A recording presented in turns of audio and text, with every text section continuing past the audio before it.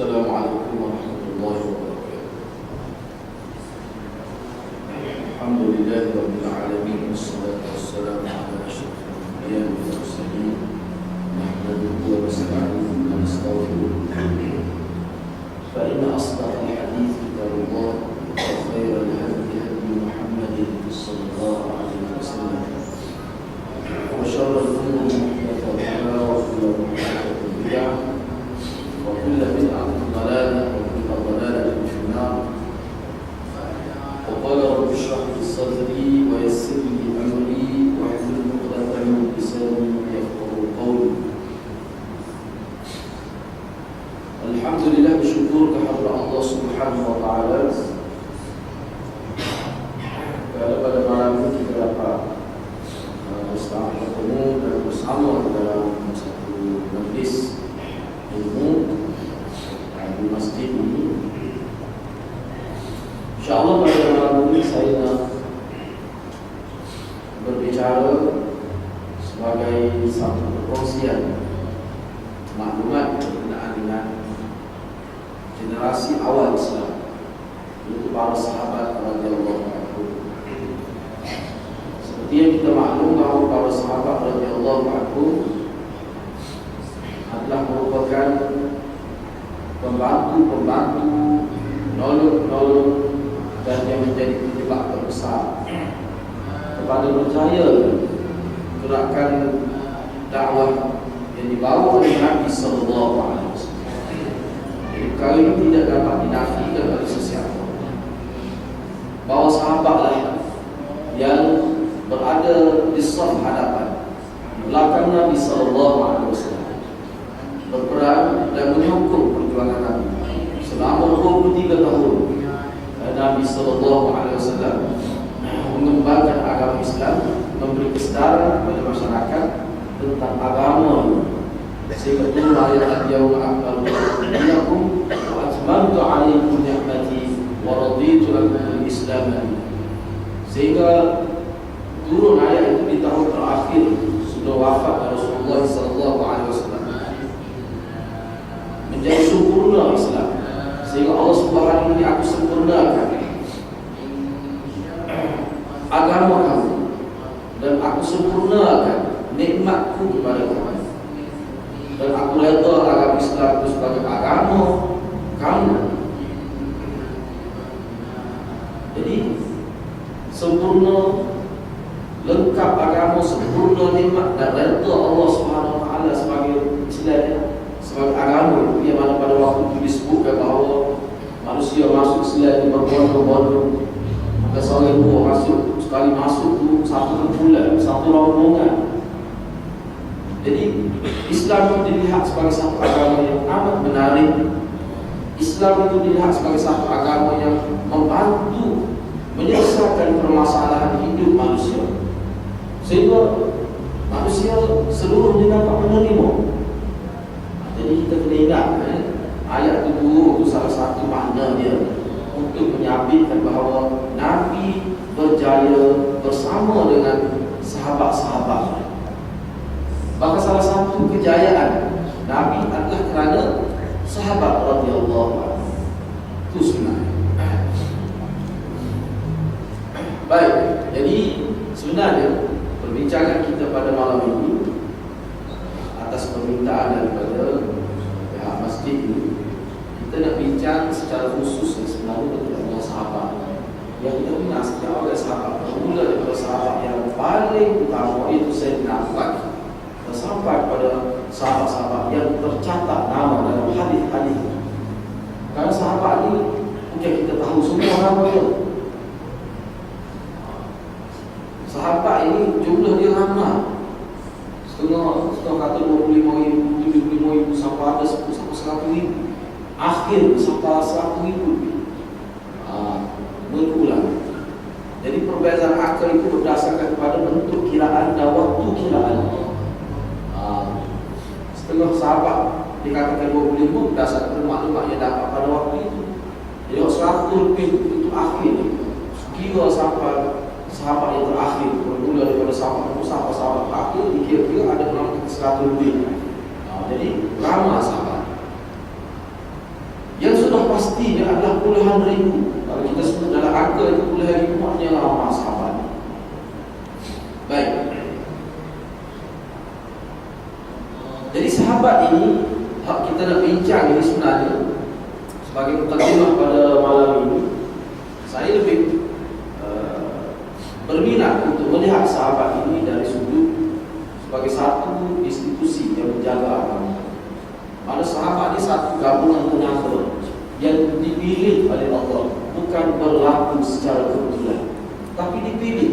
Kalau Nabi dikatakan Mustafa, jadi yang dipilih oleh Allah, maka para sahabat pun disebut oleh ulama sebagai Mukhtar, yang dipilih juga oleh Allah Subhanahu Wa Taala, bukan berlaku secara kebetulan, secara tidak sengaja dan sebagainya.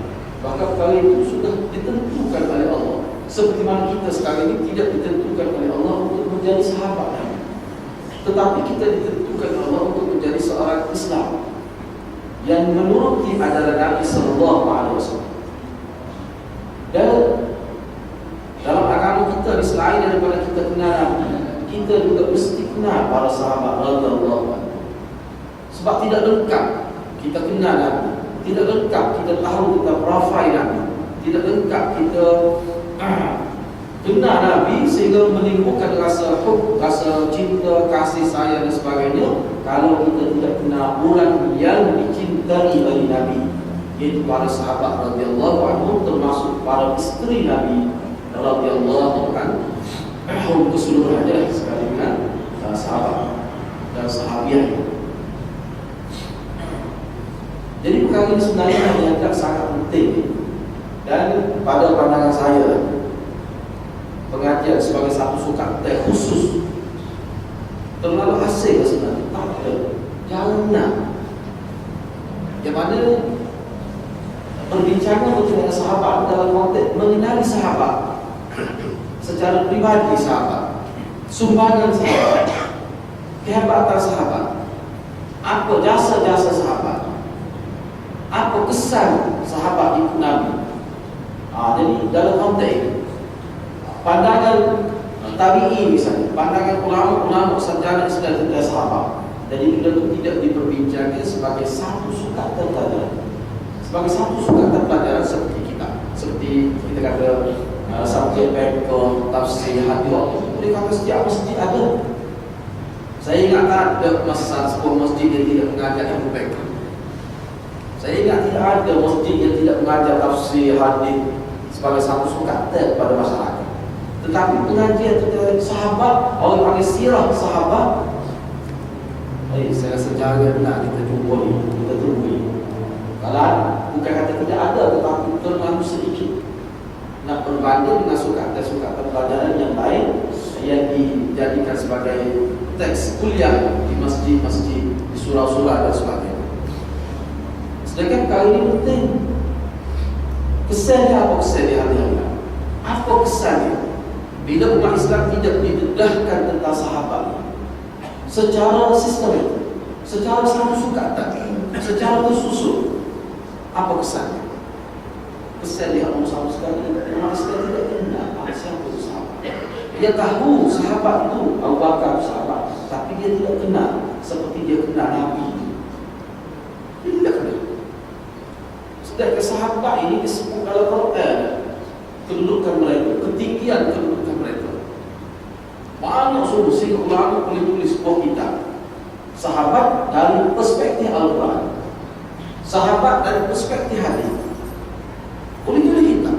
Ada banyak pernyataan Al-Quran yang menyebutkan tentang kelebihan, perjuangan dan pujian Allah terhadap para sahabat radhiyallahu anhu. Begitu juga hadis-hadis cukup banyak hadis tentang sahabat yang kita panggil manaqib lah. Bab manaqib sahabat cukup banyak dalam kitab kita. Tetapi perkara itu tidak didedahkan dengan sepatu. Bukan sekadar anak kita, generasi muda yang tidak kenal, bahkan generasi tua. Kadang-kadang peringkat pengajian secara khusus pun tak kenal mana sahabat. Tak kenal mana. Ustaz pun tak kenal sahabat. Dia tahu lah ulama sahabat, tapi kedudukannya dalam agama ini sebagai apa? Dan dia tidak kenal. Manakala orang kritik sahabat, kalau ada yang memburukkan sahabat, dia tidak berasa sensitif. Bahkan dia rasa itu perkara yang tidak perlu diperbesar-besarkan. Dia rasa begitu. Cuba kalau setur pemimpin politik dia. Cuba setur pemimpin politik dia. Cuba setur pemimpin dia. Kata kepada guru dia. Dia akan malu. Saya sih malu selalu. Tapi kalau orang itu kata sahabat dia teguh, jahat dan sebagainya, dia kata, aku sahabat manusia. Manusia seperti itu. Maaf manusia seperti itu. Nyata perangan dia, kuasa dan sebagainya. Itu maknanya tidak punya sahabat. Kalau selalu kecil, tak kira sahabat. Sama ada dia orang berpendidikan tinggi atau dan sebagainya. Kalau begitu betul ucapan dia, maka sebenarnya dia belum mengenali sahabat radhiyallahu anhu.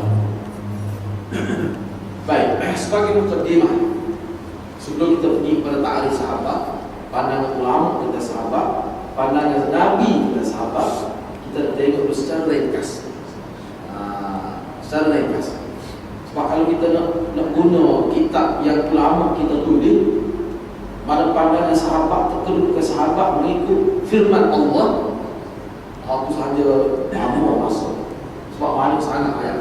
Misalnya saya nak tunjukkan beberapa contoh ayat Al-Quran yang mana Allah sebutkan tentang sahabat.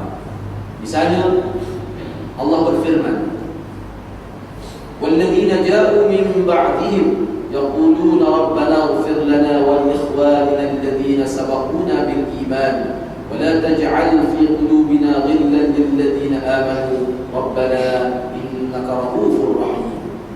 Dan orang-orang Islam yang datang selepas para sahabat, mimba dia maknanya orang-orang Islam yang datang selepas mereka, yakni selepas sahabat. Mereka berkata, wahai Tuhan kami, ampunilah dosa-dosa kami dan saudara-saudara kami yang telah meninggal yang telah mendahului kami beriman. Ampunilah dosa-dosa kami dan dosa saudara-saudara kami yang terlebih dahulu beriman sebelum kami. Dan janganlah Engkau, wahai Allah, jadikan di dalam hati-hati kami ini hasad dengki, perasaan iri hati terhadap orang-orang yang beriman, orang-orang yang telah beriman. Ya Allah, ya Tuhan kami, sesungguhnya Engkau Tuhan yang maha lembut, yang maha simpati, yang maha memahami, lagi maha mengasihani.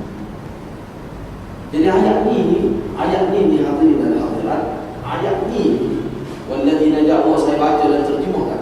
Ayat ini khusus tentang sahabat.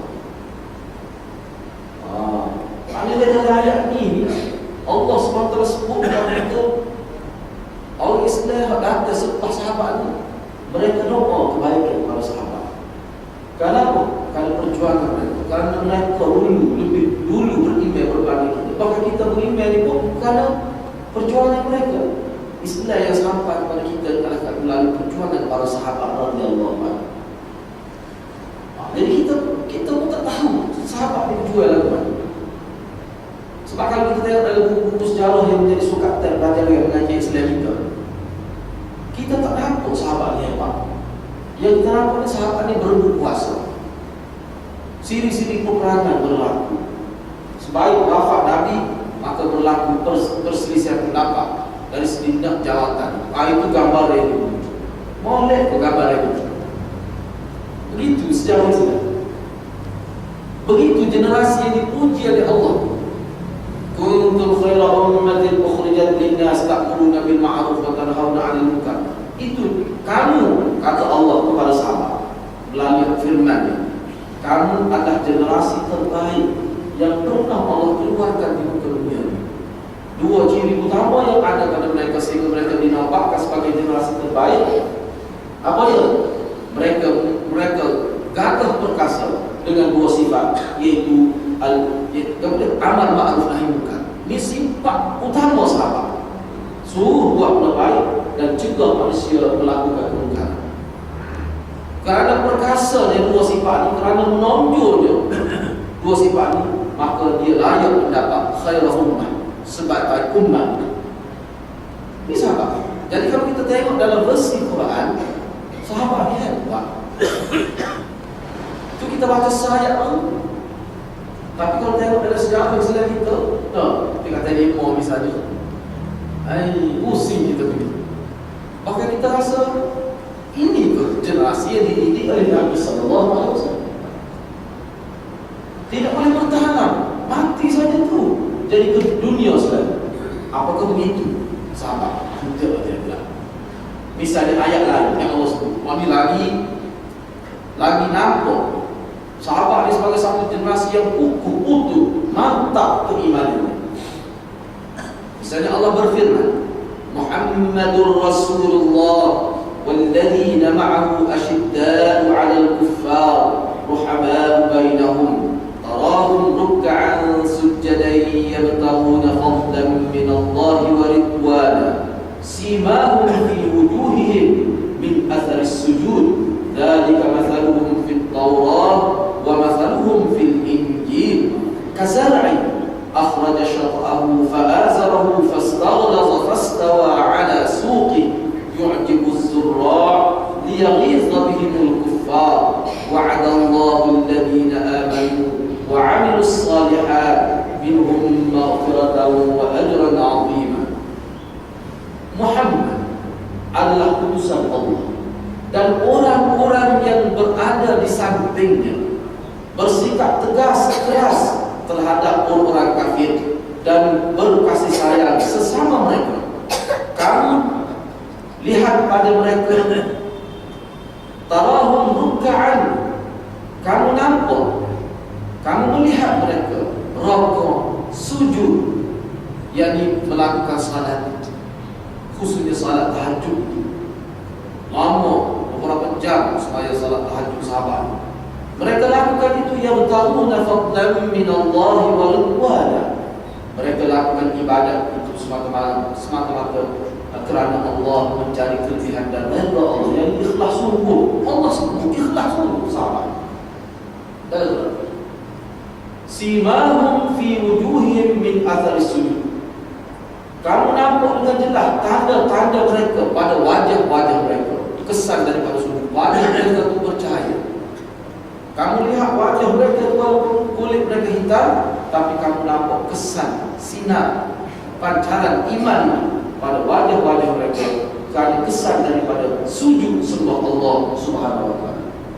Yang demikian itu Allah bandingkan, Allah sebut sahabat ini sebagai bandingan dalam kitab Taurat dan bandingan mereka juga disebut dalam kitab Injil. Maknanya sahabat dari kitab Taurat dan Injil dasar pada ayat ini Allah sebut bukan sebut tentang Nabi saja, tapi sebut tentang pejuang-pejuang yang berjuang di belakang Nabi. Kalau kita panggil para sahabat radhiyallahu anhu, bukan sekadar dalam Quran sebut.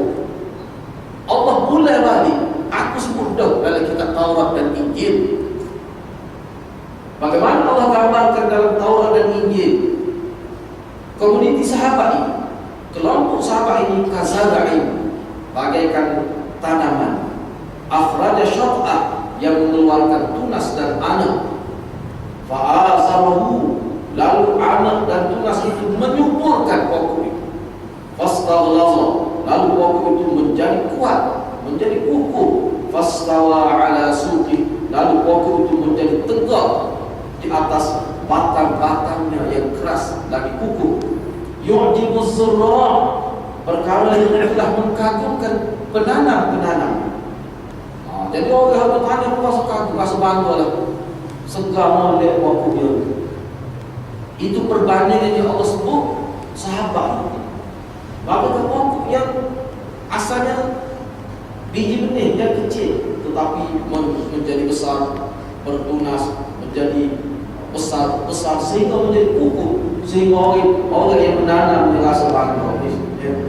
Sungguh-sungguh pokok ini. Tujuan Allah. Apa tujuan Allah Subhanahu wa taala membentuk generasi sahabat menjadi generasi paling hebat dalam sejarah tamadun manusia? Apa sebab? Dalam ayat Quran ini Allah sebut dengan jelas sekali, liyaghiza bihimul kuffar, supaya orang kafir jadi rasa malu, rasa nakal, rasa benci. Itu tujuan. Dan dalam ayat ini ulama kalau kita baca tafsir, orang yang malu benci pada sahabat ini dia kafir sebenarnya. Jelas dasar ayat yang orang yang benci marah pada sahabat ni, memang dia kafir. Jelas dalam ayat. Tujuan Allah memperkukuhkan kedudukan sahabat, biar orang kafir rasa malu. Tujuan apa rasa malu? Aku tidak ikut Muhammad, maka aku tak boleh jadi sekuat dia. Aku tidak ikut Muhammad, aku tidak boleh jadi semantap dia.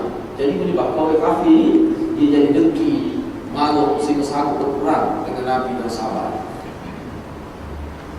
Allah telah janjikan kepada orang-orang yang beriman dan orang yang beramal saleh, di mana sebahagian mereka mendapat maghfirah, keampunan dan ganjaran pahala yang sangat besar. Jadi ayat ini hadirat, mana-mana tafsir kuat sebut ayat ini Allah sebut khusus kita sahabat. Ini ayat ini bukan apa pun. Ayat ini tentang kedudukan sahabat sebagai satu generasi, satu komuniti manusia yang memperjuangkan agama. Itu sahaja tugas mereka. Sahabat-sahabat ni sebenarnya tujuan mereka untuk sembah agama. Itu tugas kamu. Tak berniaga agama itu sebagai cukup mati aja. Misalnya kita tengok Abdul Rahman bin Auf sebagai sahabat yang paling kaya. Apakah dia dengan maksud nak kaya, dia kaya tidak dengan maksud untuk sebar Islam. Sebab tu harta dia digunakan sampai habis untuk perjuangan Islam. Umat Islam dapat merasai nikmat harta Abdul Rahman bin Auf. Abdul Rahman bin Auf sampai boleh sampuk peperangan, mengeluarkan dana dalam peperangan Khandaq 50% kos peperangan ditanggung oleh Abdul Rahman bin Auf. Ini dia sahabat kaya untuk itu. Itulah sahabat. Jadi benar-benar ini, perkara ini tidak didedahkan dengan sebaik-baiknya oleh umat Islam kepada umat Islam. Ustaz-ustaz tidak sepatutnya ini kena tekan.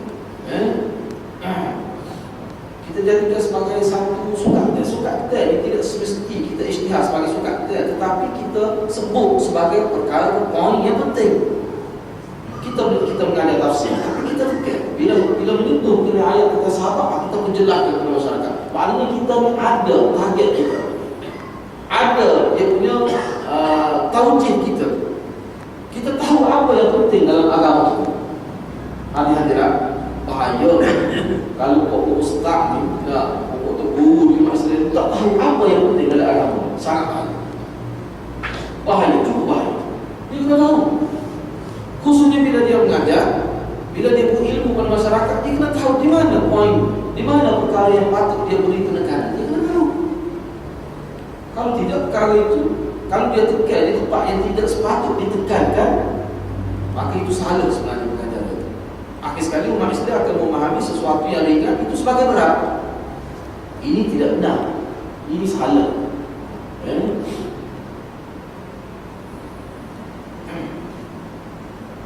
Jadi menyebabkan umat Islam kadang-kadang habis harta dalam benda yang ringan. Umat Islam habis harta dalam benda yang tidak sepatutnya dia habis harta situ. Tapi untuk perjuangan Islam, dia tidak sanggup habis harta. Tapi kalau untuk menolong sanggup 2,000, sampai musim dia 2,000 sore waktu ni, sampai musim dia 1,000 waktu ni, misalnya. Padahal benda itu tidak ada dalam agama. Sebab apa? Silap ditekankan. Penekanan itu silap. Siapa dia yang memberi penekanan yang silap itu? Itu ustaz-ustaz kita sebenarnya. Jadi benda ni hanya menyebabkan jadi nyanyi pada orang kampung. Waktu B tu kat PT dia, tiba-tiba benda tu tidak lama besar.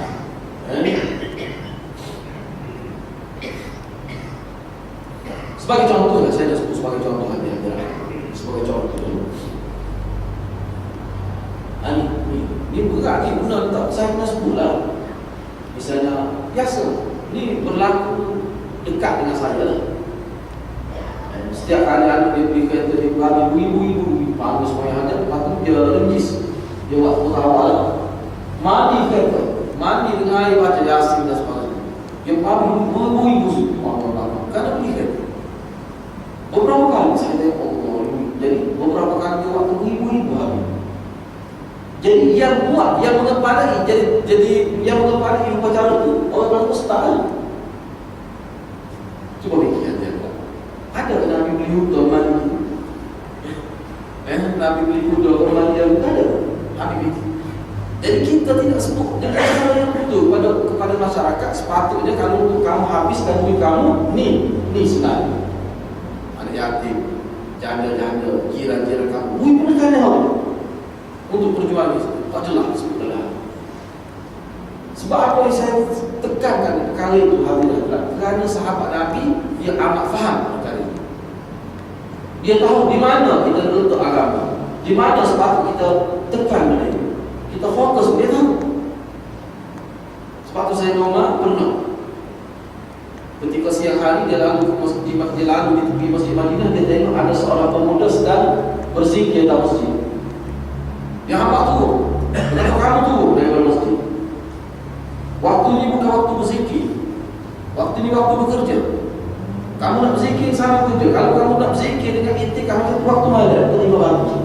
Ini kamu ketika pagi kamu tidur semua mati je. Apa maksud saya Umar? Dia tak sih umat Islam ini tidak produktif dengan saya. Mana si Umar dia tahu. Sebab tu Ibnu Zubair kata asyarru syai'in fil alam al-batal. Perkara yang paling terkutuk mengikut kami para sahabat ini, kami menganggap perkara yang paling jelek, paling keji adalah al-batal. Duduk saja, tak ada kerja. Tengok sahabat dia tak. Dari sudut tu maknanya Nabi berjaya memberi satu nilai dalam masyarakat, iaitu orang yang tidak bekerja adalah suatu bentuk kehinaan dalam agama. Sahabat kaya. Jadi sahabat ini kita lebih memahami hati Nabi bila kita tahu tentang cerita sahabat. Bahkan Imam Syafi'i membuat satu kaedah. Kalau berlaku bertemu dengan dua hadis Nabi, kita nampak kata bercampur hadis Nabi, bertemu hadis Nabi, wajib kita kena tengok bagaimana sahabat amal. Kita nak memahami hadis itu kena tengok amal sahabat.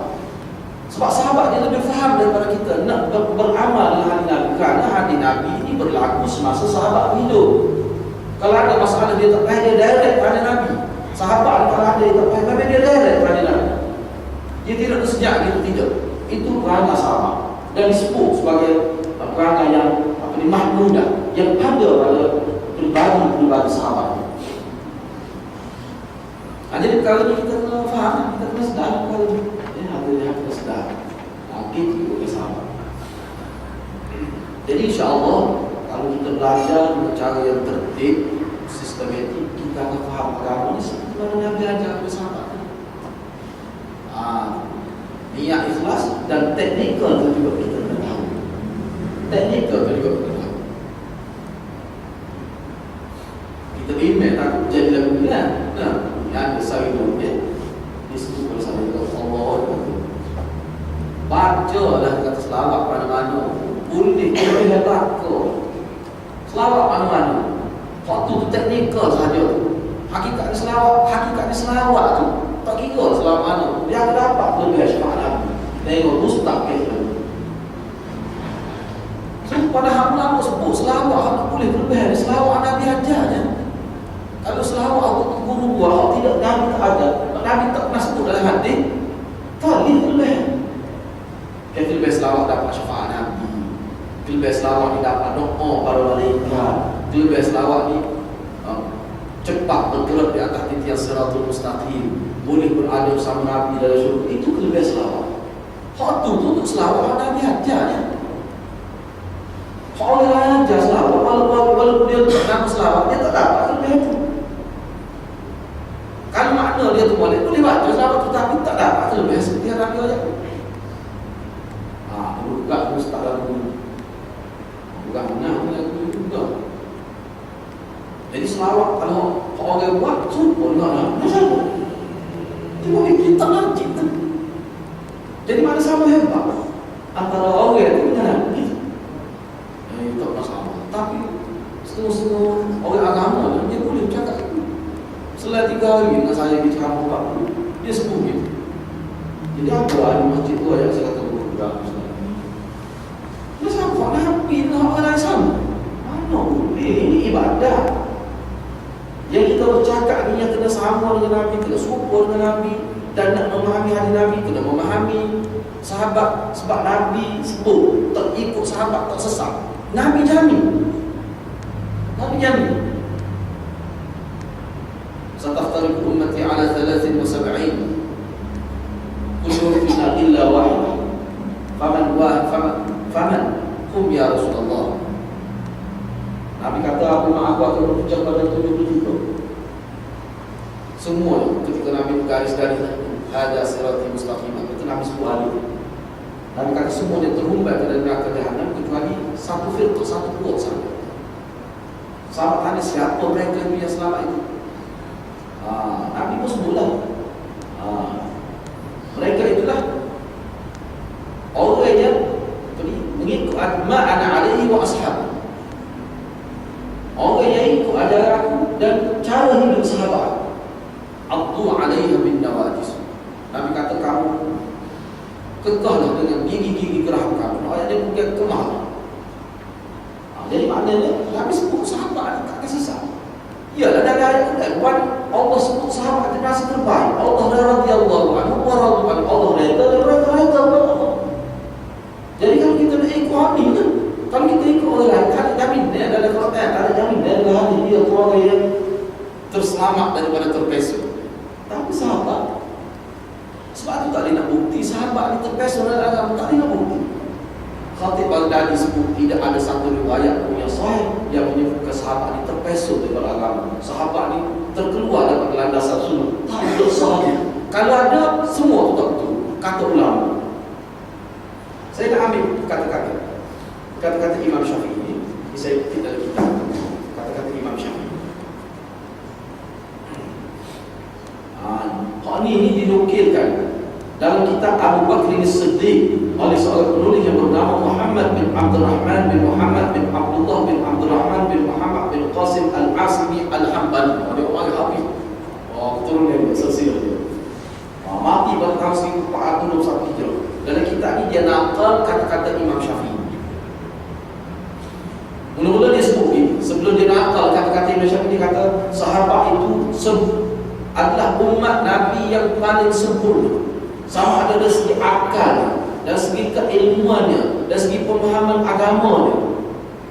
Dan berkenaan dengan kali ini dah juga pernah Imam Syafi'i rahimahullah berkata, dia kata tentang sahabat, hum fawqana fi kulli fiqhin wa ilmin wa dinin wa hadyin wa fi kulli sababin yanalu bihi ilmun wa huda wa ra'yuhum lana khairun min ra'yina li anfusina.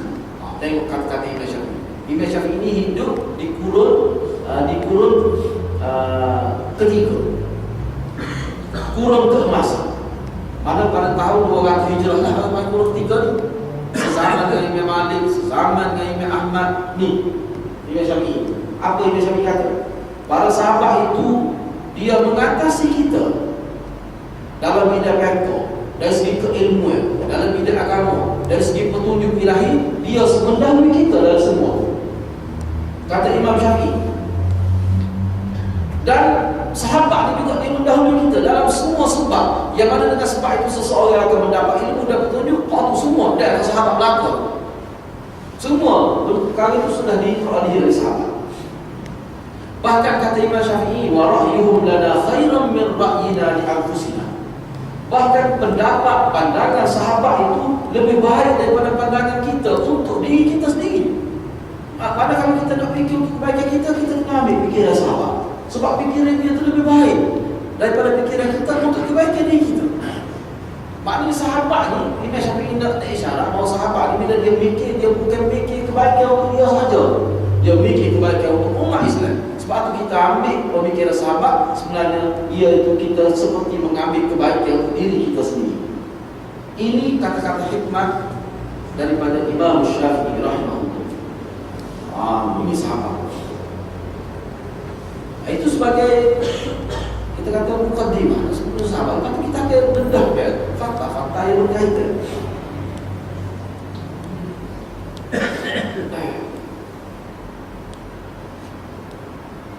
Baik.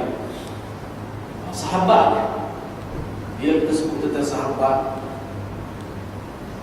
jadi kita kena tahu lah, sahabat ni siapa dia sahabat. Orang sahabat sebelum. Sebab ada juga orang kafir yang baik dengan Nabi, yang bantu Nabi ada juga. Zaman Nabi ada juga orang kafir yang buat baik dengan Nabi.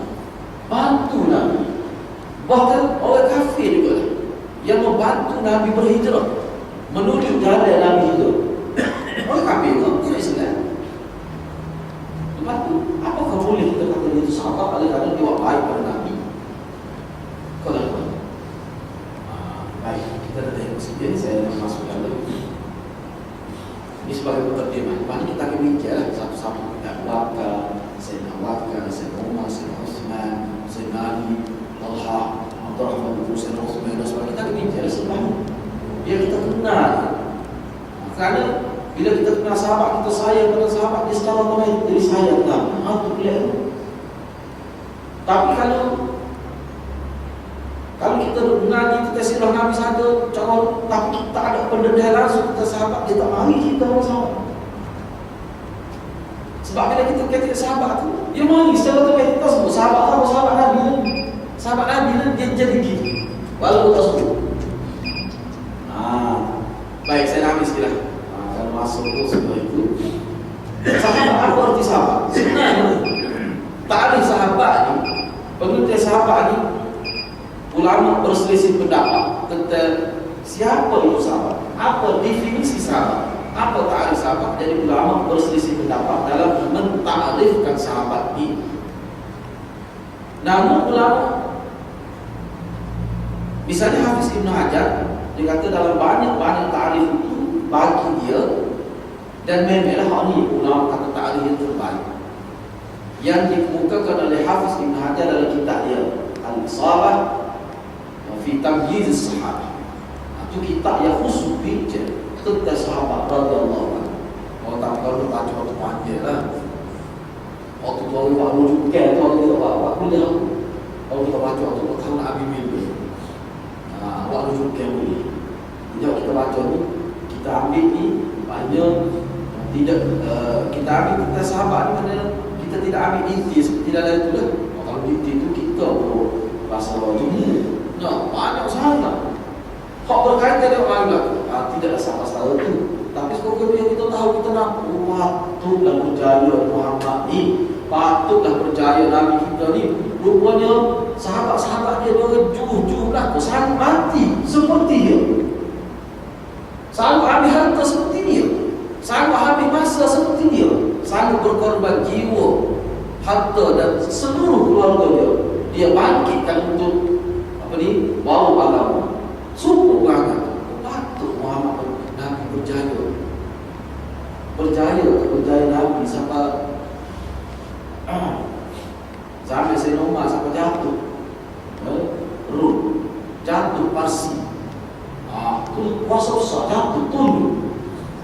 Nabi pergi orang kafir benar sama 23 peperangan.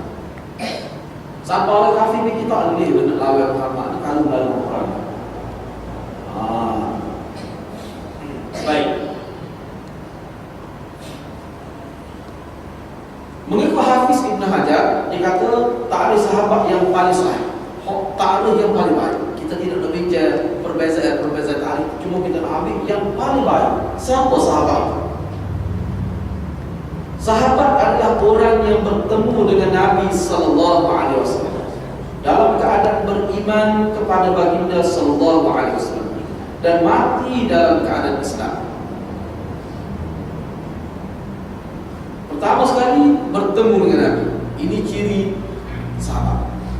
Yang kedua, beriman kepada ajaran yang Nabi bawa.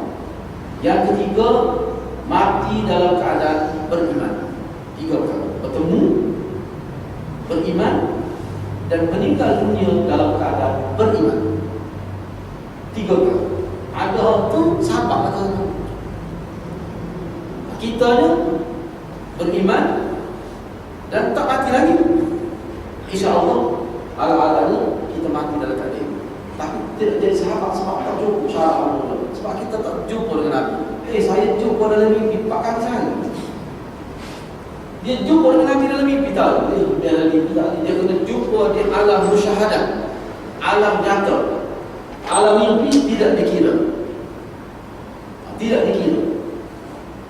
Kalau dia mimpi dengan Nabi, katalah Nabi mengajarkan syariat dalam mimpi, dia tak boleh terima syariat.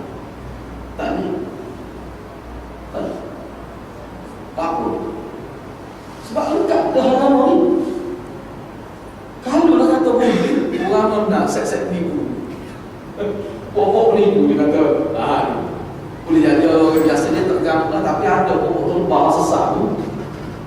panggil orang sesat, Allah panggil tu kurban. Dia kata saya mimpi. Orang lain tak percaya, tak pandang duit dia akan percaya. Saya mimpi mana? Nabi sebut, ni selawat boleh. Ni selawat boleh. Baca ni lah. Jadi selawat dalam tahiyat tu, duduk nombor 3, 4, baca ni. Oh dia uji pada anak uji. Ni selawat ni, Nabi ajar khusus pada saya dalam mimpi. Tak boleh jadi syariah tu. Tak sah. Kalau kita kata sah, macam-macam dia guna bila-bila. Bagai mimpi, boleh terang je. Patut betul kalau tidak tu. Mana tahu kan dia mimpi, bukan itu. Tak. Baik. Ini tak ada 3 kau bertemu dengan Nabi, beriman dengan Nabi, beriman dengan ajaran Nabi maksudnya, dan mati dalam keadaan beriman dengan ajaran Nabi sallallahu alaihi wasallam. Cukup 3 kau masih sama. Ini tak ada.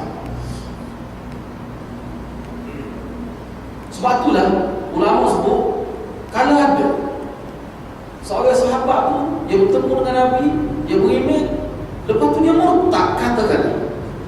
Tetapi sebelum dia mati dia masuk Islam semula, sahabat lagi. Dikira sahabat lagi.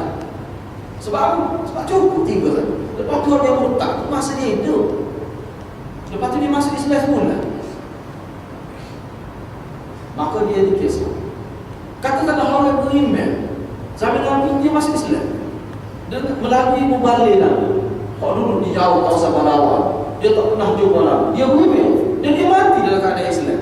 Dia kata begitu, tapi tak pernah jumpa Nabi. Cuma dia masuk Islam melalui sahabat. Allah tak panggil sahabat tu, Allah panggil tabi'in tu. Tidak sahabat. Sebab dia tak pernah jumpa. Dia tahu Nabi ada, tapi dia tak pernah jumpa. Ada orang tu. Allah tak panggil sahabat. Lepas tu jumpa maksudnya dia sedar bahawa Nabi berada di hadapan dia. Itu maksud jumpa dia. Sebab ada sahabat Nabi tak buta, maka dia tak boleh tengok Nabi. Tengok mana boleh buta, kalau tak boleh panggil sahabat Nabi.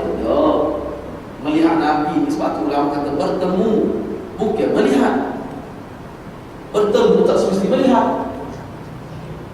Ni orang jauh tak pernah bertemu dengan Nabi, tapi dia masih sama Nabi. Dan dia mati dekat ada Islam. Tidak sahabat ni. Sebab dia tidak bertemu, tidak ada liqa. Bertemu tu tak ada. Maka orang tidak panggil sahabat. Inilah ta'alih secara ringkas ni. Ini saya sebut secara ringkas ni. Saya tidak bicara hal-hal kita tidak bicara. Itu orang sahabat ringkas. Tapi kalau seseorang itu katakan dia beriman, kemudian dia bertemu dengan Nabi, dia beriman, kemudian mati dalam keadaan murtad. Supaya Musailamatul Kazzab itu pernah jumpa Nabi itu, dan dia masuk Islam. Dia masuk Islam mana tak tahu lah, tapi ada sebelum. Dan dia pernah minta jawaban. Nabi kata aku tak akui jawaban. Oh dia seperti dia. Dan dia mati dekat-dekat. Itu juga tidak sahabatnya. Mengaku jadi Nabi lah tu. Baik kami secara dekat. Jadi banyak lagi perkara lain yang tadi yang kita boleh bincang. Rasanya pada malam ini setakat itu sahaja sebagai mukadimah. Jadi insyaAllah kita akan sambung bulan selepas ini mukadimah dengan sahabat. Hari kita nak tengok kedudukan sahabat dalam konteks apa yang Nabi sebut. Itu dalam konteks hadis Nabi sebut tentang sahabat. Banyak sahabat hadis. Cuma kami kita nak ambil beberapa contoh sahaja. Jadi insyaAllah kita akan bincang sebenarnya. Banyak lagi. Sebelum kita masuk membicarakan khusus tentang sahabat, kita kena tahu konsep dia. Kita sahabat. Saya setakat itulah. Wabillahi taufiq.